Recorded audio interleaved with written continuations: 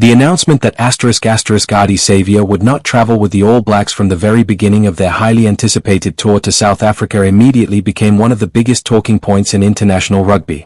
Supporters expected discussions about team selection, tactical battles, and the challenge of facing the reigning world champions on their own soil. Instead, much of the attention shifted toward one simple but significant decision made by head coach Dave Rennie and his management team.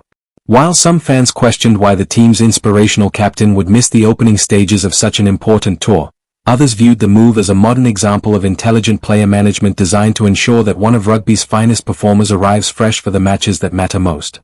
The decision has divided opinions across the rugby world, yet what makes it particularly fascinating is that two legendary figures from opposite sides of one of rugby's greatest rivalries have largely reached the same conclusion. Former All Blacks great Sir John Kirwan and former Springboks captain Victor Matfield both believe that modern rugby demands a completely different approach to player welfare than it did during their own illustrious playing careers. Their agreement highlights just how dramatically elite rugby has evolved over the past decade. When Dave Rennie announced his 44-man touring squad, the inclusion of Ardie Savea initially appeared routine. As captain and arguably one of the world's best rugby players, his place was never in doubt. However, the detail accompanying his selection immediately caught everyone's attention. Rather than joining the squad from the beginning of the tour, Savea would remain in New Zealand before flying to South Africa only 10 days before the opening test against the Springboks. That timeline means he will miss matches against the Stormers and Sharks, while his availability for the encounter against the Bulls is also considered highly unlikely due to the limited preparation time following his arrival. For many traditional rugby supporters, this kind of arrangement feels unusual. Historically, overseas tours were about more than simply preparing for test matches. They were opportunities for entire squads to travel together, build chemistry, share experiences, and develop a collective identity that often became just as important as tactical preparation. Every training session, every bus journey, and every team meeting contributed to creating a united group capable of handling the intense pressure that awaited in test rugby. Yet the modern professional game presents challenges that previous generations never experienced. The rugby calendar has become relentless. Elite players compete almost year-round across domestic competitions, international windows, club commitments, and overseas leagues. Recovery periods have become shorter, physical demands have increased, and sports science now plays a central role in every major rugby program. That reality is exactly why Dave Rennie described the decision as straightforward. From his perspective, the numbers spoke for themselves. Ardie Savea has been involved in continuous rugby commitments since early last year. His campaign with Moana Pacifica, followed by international duty with the All Blacks, and then another demanding spell in Japan with Kobe, created an almost uninterrupted schedule of training, travel, and competition.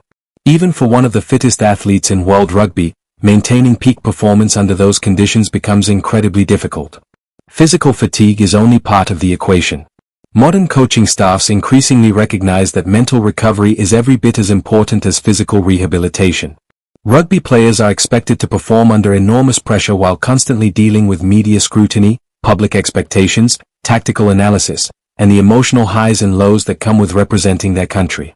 This is where Sir John Kirwan's perspective adds valuable context.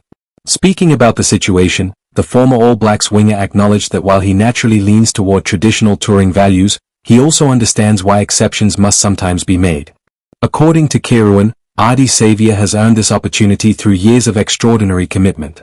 More importantly, he believes the emotional burden carried by the captain over the past year should not be underestimated. One of the most intriguing comments from Kirwan centered on the criticism Savea reportedly received during the coaching transition involving Scott Robertson, often referred to by fans as Razor. Kirwan suggested that the captain unfairly became associated with events surrounding the coaching situation despite having little control over those decisions. Whether justified or not, public speculation can create enormous psychological pressure for leaders, particularly when they become the face of a team navigating change. Leadership in elite sport extends far beyond delivering motivational speeches before kickoff. Captains absorb criticism after defeats, answer difficult media questions, manage relationships within the squad, and often become the public representative for decisions made by coaches or administrators. That responsibility accumulates over time, and eventually even the strongest personalities require an opportunity to recharge. From that perspective, giving Ardie Savea an additional week at home becomes less about missing preparation and more about maximizing his long-term impact. The coaching staff clearly believes that a refreshed captain arriving mentally sharp and physically recovered offers greater value than an exhausted leader participating in every training session from the beginning of the tour. Nevertheless, Sir John Kirwan also voiced one important concern.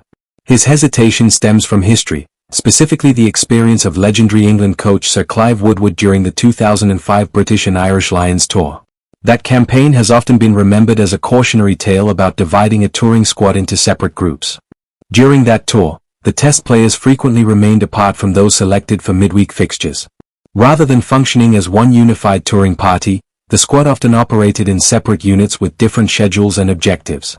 The approach attracted heavy criticism after disappointing results, with many observers arguing that the separation damaged team culture and prevented the entire group from developing a shared identity. For Kirwan, that example remains relevant even though rugby has evolved dramatically since then. His concern is not necessarily about Ardie Savea missing a week of rugby but about ensuring the All Blacks continue to function as one connected group rather than creating any perception of different classes within the squad. At the same time, Kirwan openly admits that modern rugby cannot simply copy traditions from previous decades. Touring itself has changed beyond recognition. Professional squads are significantly larger, support staffs include specialists in sports science, nutrition, psychology, analysis, recovery, and performance, while travel logistics have become increasingly complex. A touring group of more than 60 people is effectively a traveling high-performance organization rather than simply a rugby team. Every player follows an individualized training plan based on workload, injury history, recovery metrics, and physical data collected throughout the season. In that environment, treating every athlete identically may actually reduce overall performance instead of improving it. That philosophy is precisely what resonated with Victor Matfield. Having experienced rugby during both amateur traditions and the fully professional era, the former Springboks captain recognizes how dramatically player management has evolved. Reflecting on his own career, Matfield explained that previous generations often followed identical training programs regardless of individual needs. If conditioning sessions were scheduled, everyone completed the same workload. If gym sessions were planned, everyone lifted the same day. Recovery was rarely personalized because the scientific understanding simply was not as advanced as it is today. Now, every player's body is monitored individually. GPS tracking measures running loads. Recovery specialists monitor sleep patterns, muscle fatigue, hydration, and workload accumulation. Coaches no longer ask what is best for the squad as a whole. They increasingly ask what is best for each individual player in order to maximize collective performance on match day. That shift represents one of the biggest transformations in professional rugby. Elite coaches understand that identical preparation does not always produce identical results. One player may require additional conditioning while another benefits more from rest. One athlete might need extra contact sessions, while another achieves peak performance through lighter workloads.